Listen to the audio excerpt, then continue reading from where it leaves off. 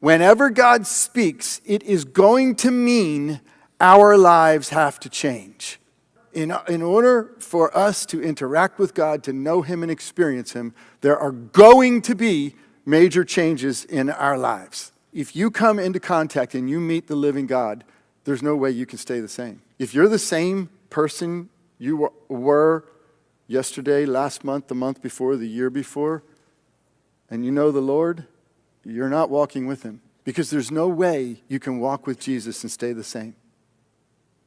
There's no way. He is love itself.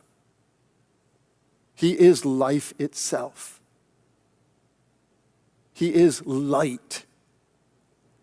And if we're in that relationship with Him and it's real and personal, it's going to change us. There is a crisis. What is that crisis? That crisis is, are we going to act in faith on what He has said? And that's going to bring us to this morning. Why? Why is it a crisis? Why is it an issue? Because whenever God speaks, it is going to mean our lives have to change. God, in order for us to interact with God, to know Him and experience Him, there are going to be major changes in our lives. Who's excited? If you think about it for a moment, that is exciting. That's incredibly exciting. It's difficult. It's hard. And we're going to go through this. We're going to talk about it this morning. We're going to look at some scriptures that we don't often look at. We don't often examine. We're going to look at a bunch of these scriptures. We're going to examine them. And then I'm going to talk about how do we go through the process of change? How do we go through that? Because let me say this right now, and I'll probably say it again later. If you come into contact and you meet the living God, there's no way you can stay the same. If you're the same person you were yesterday, last month, the month before, the year before, and you know the Lord, you're not walking with Him. Because there's no way you can walk with Jesus and stay the same. There's no way. He is love itself. He is life itself. He is light.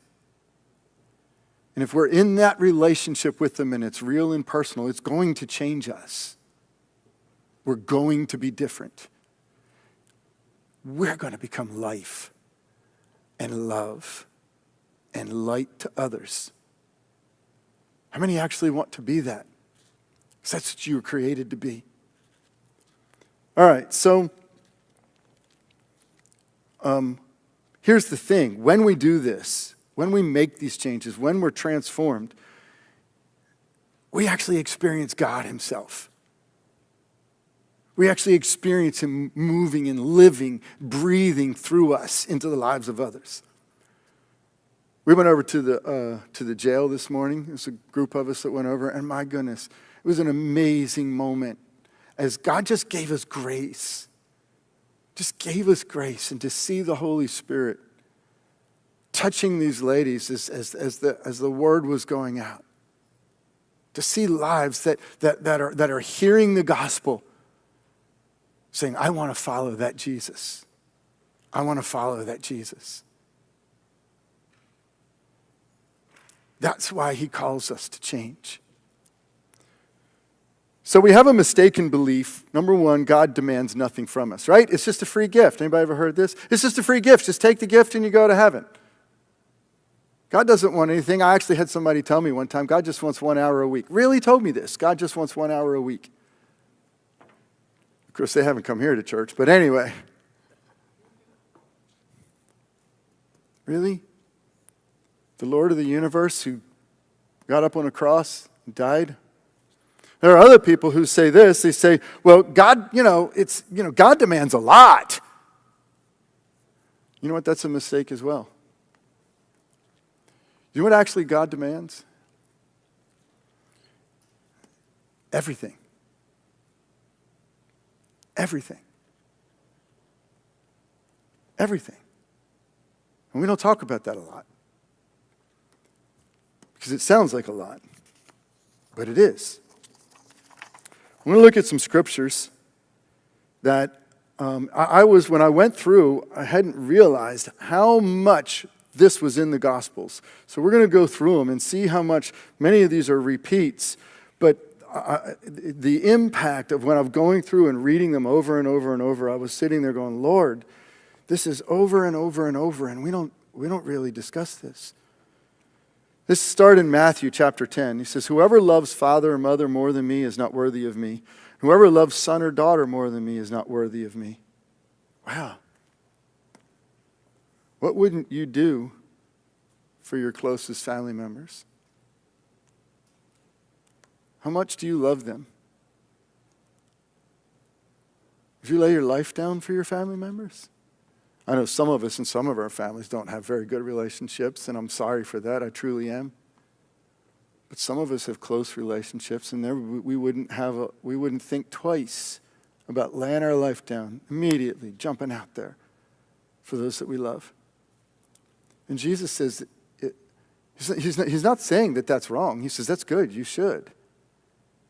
He's saying, but if that's how much you love them, that's not even coming close to how much you should love me. And if you don't, if you love them more, if they come before, you're not actually worthy of me.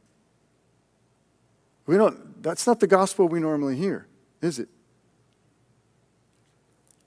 He said, and whoever does not take up his cross and follow me is not worthy of me. Whoever finds his life will lose it. Whoever loses his life for my sake will find it. However, if you're living in this world and you're seeking out, trying to find your life, you're actually going to lose it.